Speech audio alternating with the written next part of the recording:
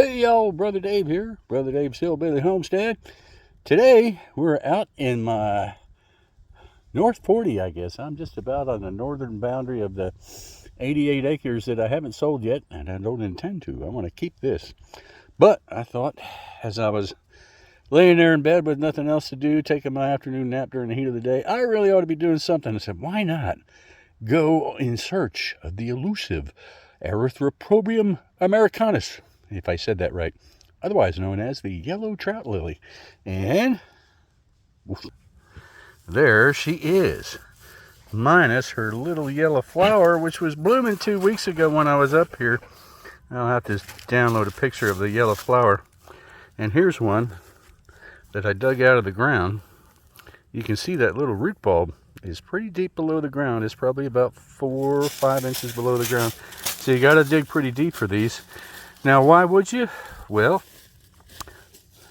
the whole plant is edible, and on an edibility scale of 0 to 5, they rate a 4, which is better than a lot of vegetables that you grow in your own garden.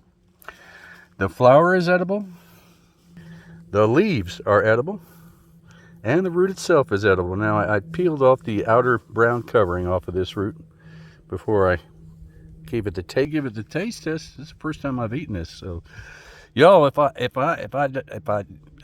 I'll be okay, I think. Anyway,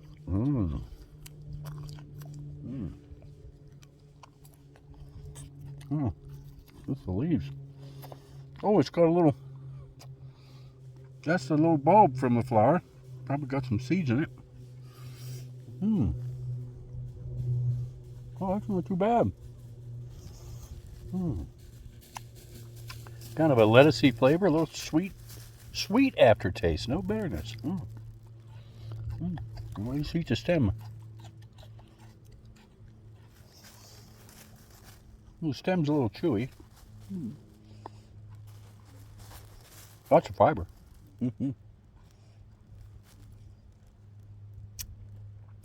Again, really sweet aftertaste. Now you can eat these cooked as well. Now here we go.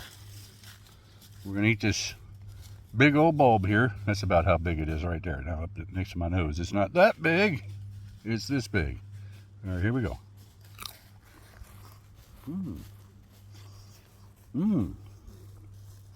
Nutty.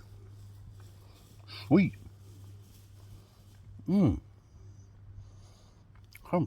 Like a raw peanut. Dang. That is good. Now, they don't say anything about the seed bulbs or seed cases. Let me give it a nibble here. Oh, that's juicy.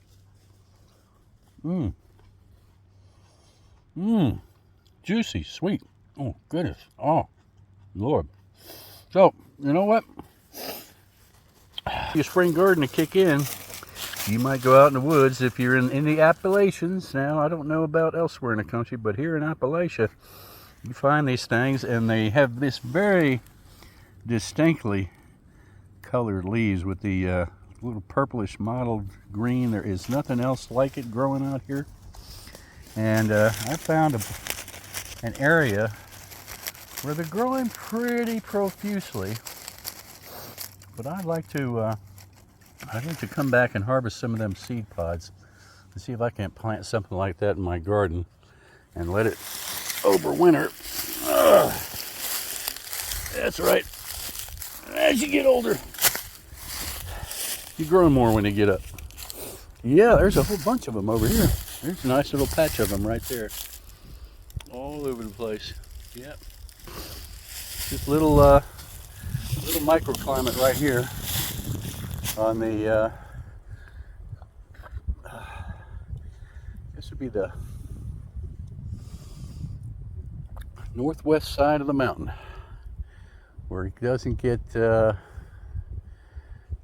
much in the way of the afternoon sunlight. It's really heavily shaded here. They like the heavy shade. Anyway, Guppy, come here. Come on, Gup. Guppy, you gonna be in the video? Huh? Come on, Gup. Come on, you gonna be in the video? Again? She's on to something out there. Remember, God loves you, I love you, Guppy loves you, and Tom, the cat, well, he's a cat. He's all in love with Tom. But have a blessed day. Okay, there is the yellow trout lily in all her glory on my computer. Sorry guys, best I could do. And see if we got that name right. Erythronium americanum trout lily, dogtooth violet, also called the yellow trout lily. All right, that's it. That's a wrap. God loves you. I loves you. Guppy. Guppy loves you too. All right.